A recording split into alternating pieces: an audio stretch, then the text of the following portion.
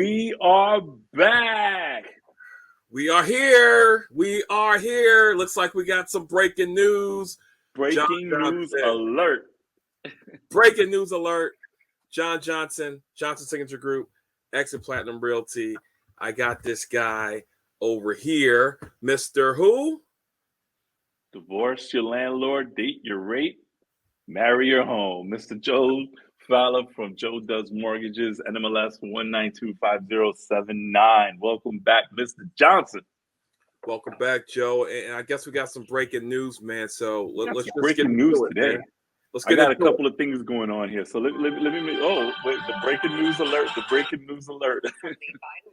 Move from the Biden White House that could have an impact on the housing market here in the United States. The administration has just announced a program offering relief to eligible home buyers and home owners from rising mortgage insurance costs. The program is expected to benefit 850,000 families this year alone, with average savings of $800 per year. And in just hours, Vice President Kamala Harris and Department of Housing and Urban Development Secretary Marcia Fudge will travel to Maryland to share more about this new program. And before that, Secretary Fudge joins us now with the exclusive details. It's great to have you on the show this morning. This program sounds really promising. If you could explain more, Madam Secretary, on how this will help future homeowners and current homeowners. I'm happy to. Thank you so much for having me. What we know is that as prices have continued to rise over the last few years, that fewer and fewer people are buying homes. And so what we thought, the president and vice president said, look, everybody try to find a way that we can relieve some of the financial burden that people are facing every day. So it came to us that persons who are not able to put down at least 20% on a mortgage are charged what we call a mortgage insurance premium. And that premium can go from anywhere from $100 a month to $1,500 a month. It depends based upon the cost of the home. So that may be just that enough to keep them from purchasing a home. And we said, well, why are we doing this? Because we already have in reserves for losses 5 times what Congress has asked us to hold. So we said, let's give it back to the people. Let's find a way to help new homeowners, new home buyers, people of color, first-generation homeowners, get a chance at the American dream. And that's what we're doing today. We're saying we're going to reduce that amount by... I'm curious, you're going to reduce that amount by, because some of the numbers I'm looking at I still think a lot of people will be locked out of the process. Is it going to be enough to help people get into homes? Oh, absolutely. When you consider the fact that in times of difficulty like we are facing now economically, most people turn to the federal government. FHA underwrites the mortgages of new mortgages. 80% of our new mortgages are first-time home buyers. We have lots of programs. This is just one in addition to what we're already doing. And we believe that it is going to encourage people to purchase new homes. And how will it do that, especially given the interest rates that people are facing right now and the prices of a home or even getting an apartment, buying a small home? It seems impossible for some people given the multiple challenges that they are facing. What exactly will they see with this new program that will help them be able to make that move? I would suggest to you 2 things. One is that rent today is so high that it is probably less expensive to purchase than it is to rent, because most people who can pay their rent clearly can pay a mortgage. What we are trying to do is on the front end assist them with getting into a new mortgage. And first-time home buyers especially need help. Right. So if we can save them anywhere from $800 a year up to $1,500 a year, that is significant because the margins are so small for first-time home buyers. So we know that if we reduce this by 30 percentage points and reduce it to a place that people can afford it, it makes a world of difference for those who are just barely getting by. John. Okay. So, Joe, I got breaking news alert. I got a couple of talking points that were mentioned. And I guess we could take a deeper dive, or you can kind of break down what the savings or advantages or disadvantages are. So, number one, Ms. Fudge has indicated that the government has 5 times the reserves needed when it comes to these FHA mortgages and or the monetary reserves that the government is supposed to have. Number one. Okay. Number two. I'm glad you wrote that down, John, because that was one of the more important pieces of the video.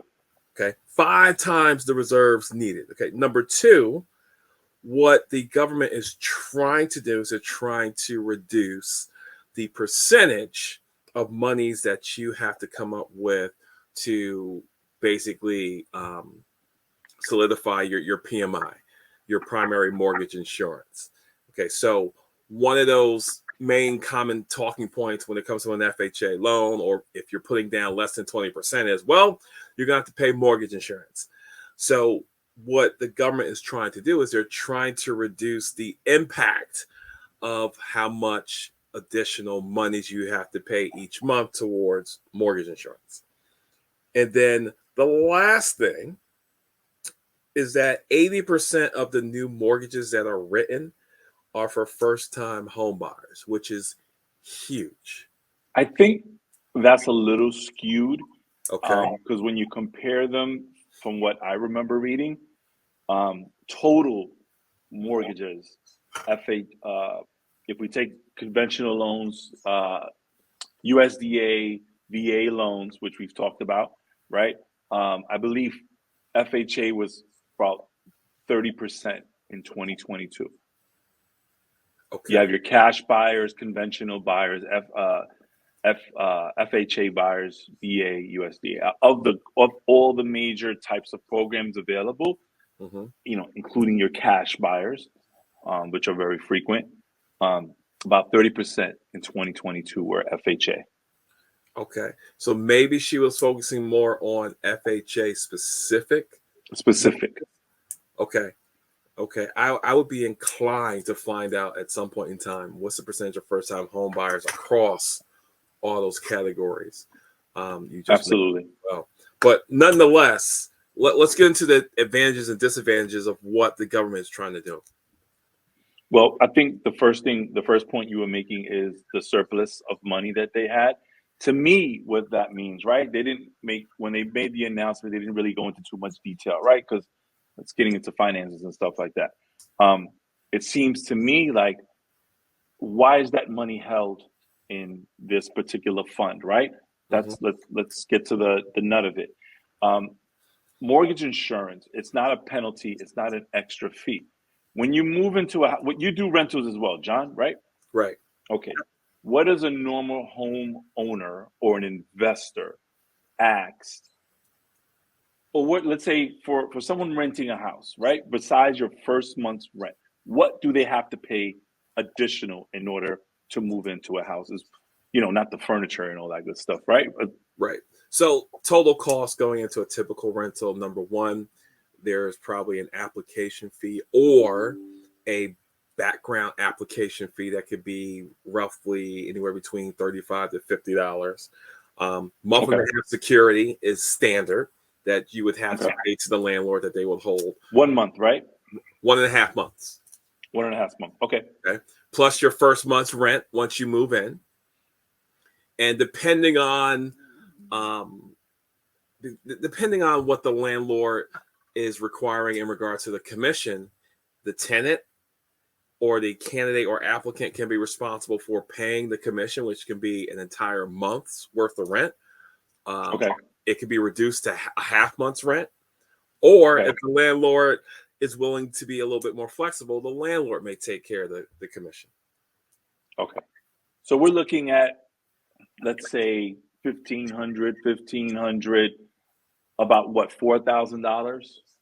If you're looking at a $1,500 rent, you're looking at about $4,000 just to move in. And the point I was trying to make, you said the word, right? I was catfishing you a bit there. The word security. Security.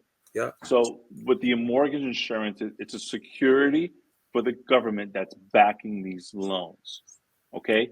So being that, as they mentioned in the video, that FHA, even conventional, are putting less than 20% down, it's a security because being that you're putting less than 20% down, it's a riskier loan, right? It's like what John was just saying, where, you know, a novice person or someone that's good-hearted will let you into a rental without taking any sort of security. Just pay me the first month, right? Those are usually what, illegal apartments, right, John? Well, they're legal apartments, or they're renting them out to family members or good friends, if you will. Right. When they moved in, they were good friends. Not so much when they moved out. Exactly. But again, this is a security that the government is asking for, and it comes in the form of mortgage insurance premium. Where it gets confusing sometimes when you're talking to your lender, they're going to say pity, right? We've talked about that before. Your principal, your interest, right, which is the four main factors, is actually five: principal, interest, taxes, hazard insurance, homeowners insurance, same thing, and then MIP.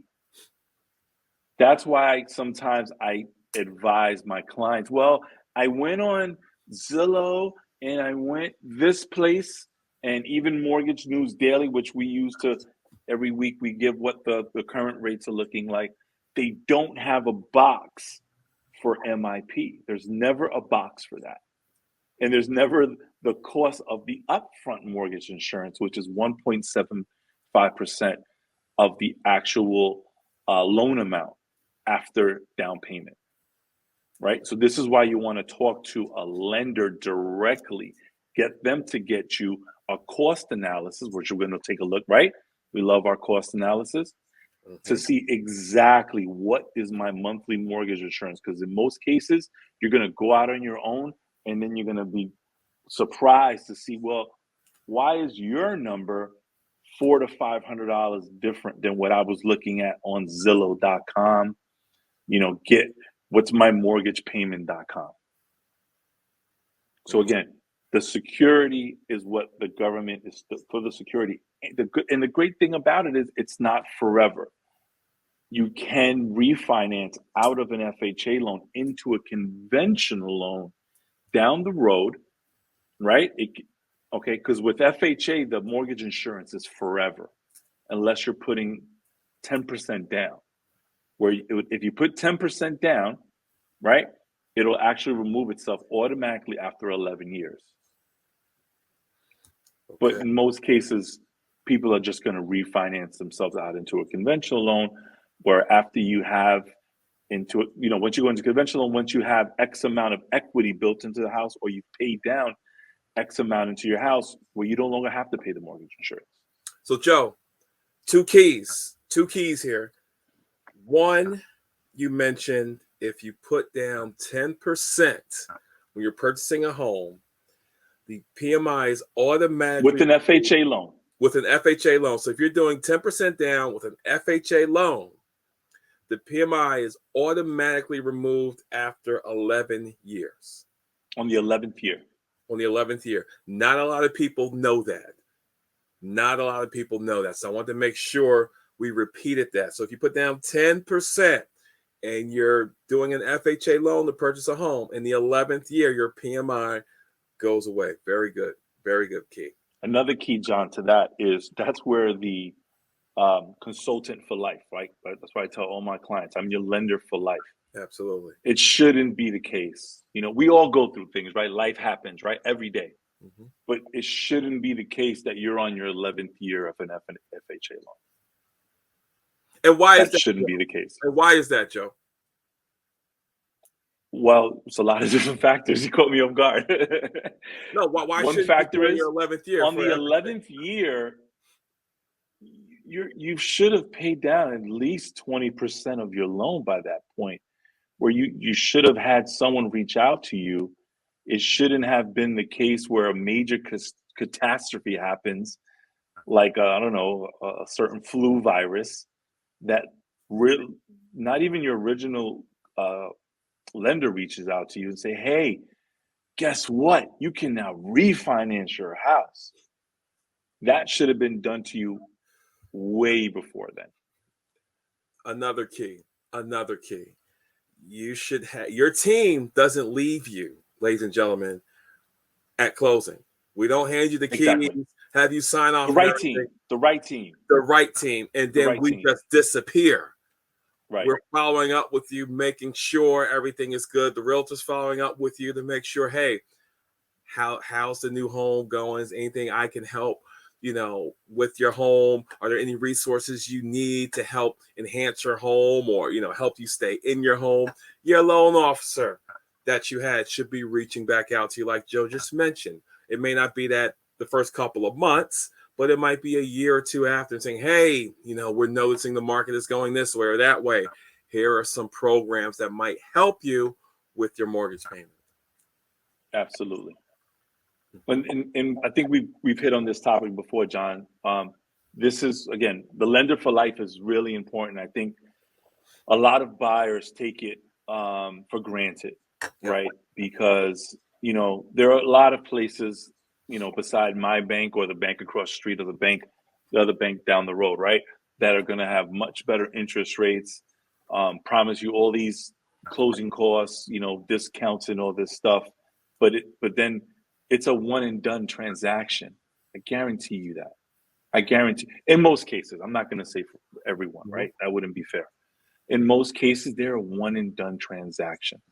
It's probably, again, I've mentioned this before, some young kid just got out of college, he's a finance major, and he's sitting in some office somewhere with headphones on, and he's talking to you about, this complicated and one of the most biggest decisions you're going to make in your life. And what you don't know is you're actually talking to two people and not one, because he's getting directions from someone through his earpiece. That's deep. He's getting directions from someone because he really doesn't know the answers, because the professionalism's not there. Not to say that young college student won't end up being one of the top loan officers in the country down the road. But is that the lender for you at this point in time? Right. But I digress. No, it's all good. And so let's get back to the master key, right? Which is this PMI reduction plan, right? Yeah, you want to see an example, John? We need to see an example. Let's go to our mortgage coach TCA, total cost analysis.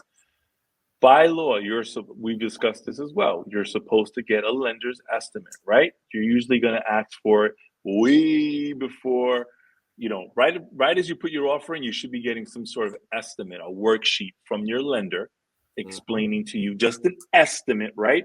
Because the actual LE will come down the road, your loan estimate, that's an official document of what your total costs, charges, escrow, prepaids, taxes, attorney fees, everything that you have to pay between getting your offer accepted and going to closing.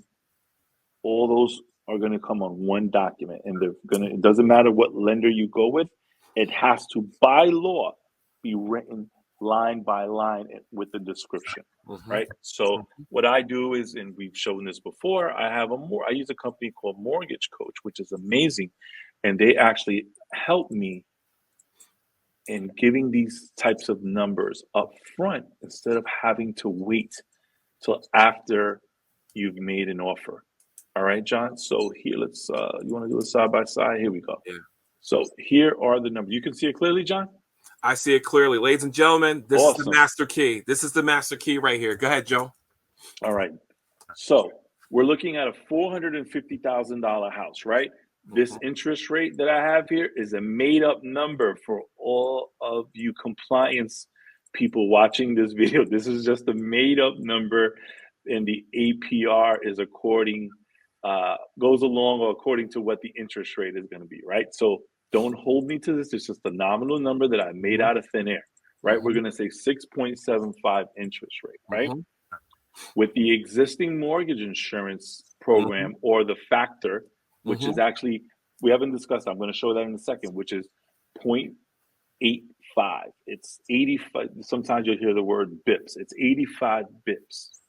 So you can actually do this math at home, boys and girls. You take $450,000, you subtract 3.5% because we're talking about an FHA loan, and then you're going to multiply that by 0.85. Whatever number you get there, you're going to divide it by 12, and that is what your monthly mortgage insurance is going to be. All right? So this is what the number was looking like with the current number. Now, they've reduced it by 0.30, 30 bips. So with the new number, same house, same amount of down payment, same interest rate, 30-year, 360-year term. I'm sorry, 360-month term. We're looking at a difference of $3,663.89. Which, if you give me a second, I have my notes here because I don't have my friendly calculator in front of me. Now We're hold looking on, at a Joe. difference of a. Joe, Go ahead. Sorry. One second. So Go you've ahead. highlighted with the existing FHA PMI scenario, you have a mortgage payment of $3771.93. Correct. With the new reduced PMI plan that the government is instituting, that payment is reduced from $3771.93 to $3663.89. Is that correct? Correct. Okay. And from what I'm looking at here, because we like green, we like when green is highlighted. We're looking at a savings in the new plan for a home buyer of $108.04 each month. $114. So $114? $114. Okay. Did my calculator add a digit somewhere? I see 108.04 on this screen. You're absolutely. I think they're factoring something different, John. Okay. I think they're factoring something that maybe my calculator was falling asleep at the wheel. 663.89. No, that's not it. Let's see one more time. Sorry for the right. This is why we want to have all the accurate numbers, right? Oh, we're gonna get it right. Yeah, you're right, John. 108. Sorry, 108. Okay. You're right. All right. Good job.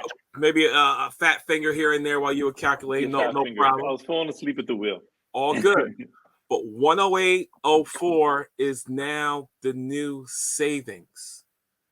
And Joe, you and I have been in this for a while where we know $108 can make or break a deal and can prevent someone from purchasing a home. Now, from a yearly perspective, we're looking at what, a little over $1,200 in savings. $1,296.48. And I think, how many people count on that on their tax return every year, John? Man, a lot of folks, man. Listen, man, $1,200, $1,300 can go a long way, and it could definitely help out a first-time home buyer tremendously. That Remember, friends and family. That's a remember, friends and family. This is not forever. This is just your right. entry point.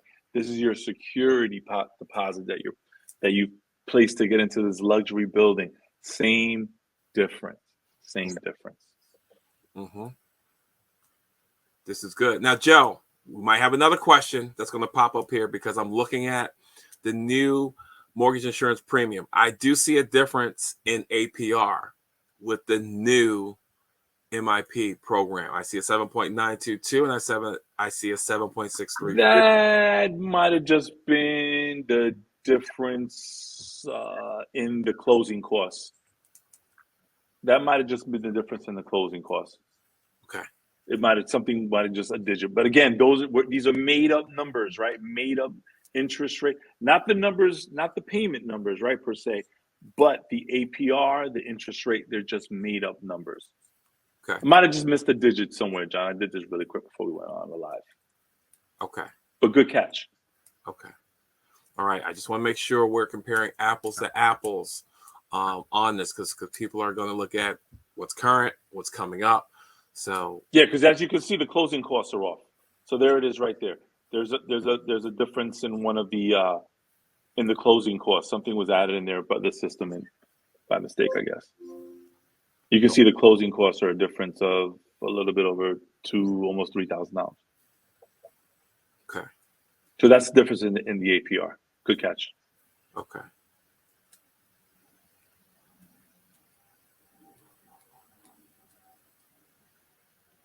Looks good? No, it looks good. It definitely looks good. I definitely see a savings here without question with this new program. Now, when does this go into effect, Joe?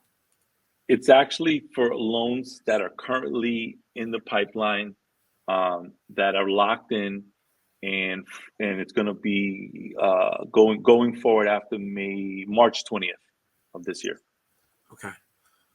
So after March 20th. So anything that's in the pipeline, you mean anything that's processing right now? Processing correctly. That's processing right now. Okay. All right. So if anyone has an FHA mortgage and they are under contract and their loan is in, let's say, underwriting right now, is it okay for them to reach out to their loan officer to make sure they're taking advantage of this program? Always do your due diligence. That's what they're here. That's what we're here for. Ask as many questions as possible, and you should be getting your answers within 24 hours. And this is just showing the new mortgage insurance premiums, John. So the first box here is for FHA loans that are under the conforming loan limits, and this is for higher price. This is a whole different video. So if we just focus on the first grid here, you can see that it went from 0.85. If it's less than more than, what is it, not more than 95% LTV, now it's going to be 0.55, the monthly mortgage insurance, and it's actually less the more that you put down. Just wanted to show you because I know some people like to see things as well. Okay. And honestly, Joe, that last screen could be a little confusing to a first-time home buyer. I mean, I'm even looking at it like, okay. Well, that's why we got the mortgage coach, so we can just show it in simplicity. Right. And I think that's very, very important. So to sum things up, the master key is the government is trying to lessen the impact of mortgage insurance that's tacked on the top of your monthly mortgage payment if you're doing an FHA loan and you're putting down less than 20%. And I think you asked that question, and I don't think I gave you the answer. You asked me, why is there a surplus, right? And I think I went off on a tangent about something else. To me, the reason is that there aren't many loans that are defaulting, right? Doesn't that only make sense, John? Yeah, there aren't that many loans defaulting. If they're holding this money to actually help subsidize any mortgage defaults, right? For lack of better words, wouldn't that money have been used if there was all these people that were losing their houses? Well, it's funny you should say that, Joe, because let me give everybody a real world scenario that could possibly happen. We just came out of a pandemic. We didn't have a lot of foreclosures, right? We got a lot of homeowners and still have a lot of homeowners that have not paid their mortgage, right? A lot of those homeowners hold FHA mortgages, right? But there hasn't been a massive foreclosure storm, if you will, that has taken the country by storm where everybody's getting foreclosed on, right? That's slowly happening. That's the F word I was trying to avoid. It's slowly happening, right? So when a foreclosure happens, that's when that insurance premium kicks in for these lenders, which goes back to Joe's point. This reduced PMI program that the government is issuing is not going to be around for long. And I'll tell you why. Eventually, these homeowners, and hopefully it's not one of you out there watching this video, because there is help out there for you to help save your home. Give myself or Joe a call. But anyway, for those homeowners that will probably, unfortunately, lose their home and they're holding an FHA mortgage, guess what's going to happen? That home will be foreclosed on, and that lender will tap into those reserves that the government has. So just think about what's going to possibly happen over the next ring. 1 to 3 years. Those reserves that the government has, it's going to slowly decline. And as it declines, the government's going to say, well, wait a minute, we can't continue to issue reduced PMIs for new home buyers, which is why we always say the time to buy is now, because you can leverage this kind of program while the government still has their funds and no one's tapping them to take those funds, which in this case could be lenders over the next 1 to 3 years saying, wait a minute, we have inventory we're foreclosing on. It happened to be FHA mortgages. We want to file a claim. And that claim's going to come out of the 5 times the normal amount of reserves that the government has. Keep that in mind. That's another key. That's a major key right there. Absolutely, John. You know, when things seem too good to be true, the first thing I remember, I'm a little old school, right? I don't know if you remember the episode of, I think it was Bugs Bunny. Remember Bugs Bunny when one for you, one for me, 2 for you, 2 for me, one, 2. Yep. That's how it works. That's how it works. Yep. That's how it works. You're like, huh? What? How does that work? I love that. I'm missing something here. Exactly. I love it. 1 for you, 1 for me. 2 for you, 1, 2 for me. 3 for you, 1, 2, 3 for me. That's how it works. Is that the biggest key of the day, John? that might be the master key. No, that's not the master key. That's not the master key. But this was good, Joe. Very, very good. Great news, man. Great news. Congratulations to you, future home buyers, current buyers in escrow. Great job, guys. Everyone. Guys, leverage the opportunities that are being presented to you. The government realizes not a lot of people are buying homes. The government is saying, all right, we're going to reduce the amount of PMI you pay each month. The government, especially in the state of New Jersey, is saying, listen, you purchase in North Jersey, we'll give you a $15,000 grant. Purchase in South Jersey, we'll give you a $10,000 grant. Okay. So qualifying counties, qualifying incomes. Right. In qualifying areas for qualified buyers. But at the end of the day, there are a lot of options, a lot of programs that myself and Joe have access to. And it's not just myself and Joe that have access to it. It's other lenders, other realtors, but you have to find the right lenders, the right realtors, such as myself and Joe, to give you access to these programs so you don't have to come out of your pocket with everything you got in the bank. Absolutely. Joe, how do they reach you? They reach me here on social media, Joe Does Mortgages, or 908-669-9091. And John, how do they contact you? Couple of ways. 908-338-0639. You can search anywhere online using the hashtag Johnson Signature Group. If you want more information about this program or anything that we've spoken about, we have a landing page for you to go to.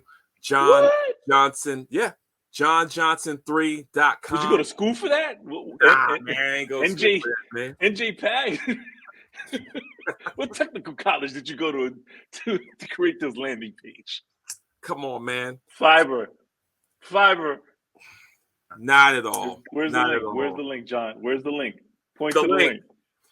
johnjohnson3.com/contact-me. That's it. johnjohnson3.com/contact-me right there. Ladies and gents. Great episode, John. Another episode. Real Estate Keys comes to a closure. Joe, I think we'll see them next week. Absolutely, man. As always, don't let the fear of the unknowing stop you from buying your dream home. Get the right information. It doesn't cost you anything to just click that link, send a text, let's check your credit. Let's see what you can qualify for. It doesn't cost you a dime. Just to get information. Worst thing could happen is you wind up in your first home. I was just going to say, I think you were going to say the opposite. That's awesome.